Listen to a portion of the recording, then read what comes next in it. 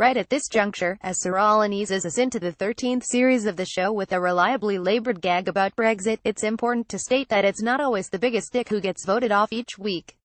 Sometimes bad things happen to good people, we're sorry to inform you. But for this week, oh lord, for this week, an absolute idiot was indeed the one voted off. But first, a little rundown with some early thoughts.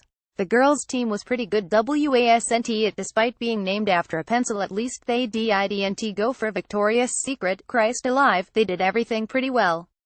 Solid meat choice chicken and beef, solid location choice Canary Wharf for the hot stuff, Soho for the cold stuff, some quality shouting over each other during a sales pitch, a bit of hounding innocent members of the public at West India Quay, and an epic moment where one of them just shouted BUURRRGGERRRSSSS into the night, like a wolf howling at the moon.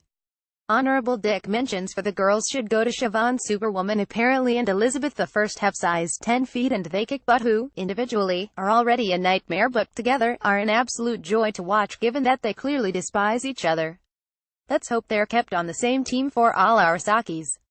Meanwhile Jade, despite a quiet episode, performed an absolutely brutal and it turned out, wholly unnecessary calling out of Elizabeth in the boardroom. She won't forget that Jade, you should sleep with one eye open.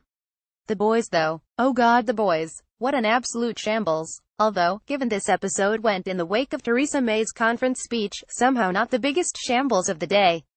Even at this early point, there are clearly so many ultra-confident yet totally useless men on the show that I'm quietly confident about this series being a good one. Where to start completely missing lunchtime when you're selling burgers is a good one.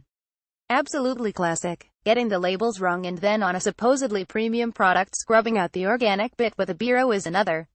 But Danny, you can have no complaints about getting fired. An utterly astounding amount of wrong decisions from calling the team Vitality, like a dog biscuit, to suggesting selling 9-pound burgers maybe at the O2 mate, not in the real world, channeling Richard Keys and Andy Gray by announcing we're gonna absolutely smash the girls, to showing absolutely zero leadership or business nous and then being talked out of his decision to take Harrison into the final three. Truly, in a week where you really have to try hard to stand out, given that there's 18 of you, Danny pulled it off with aplomb.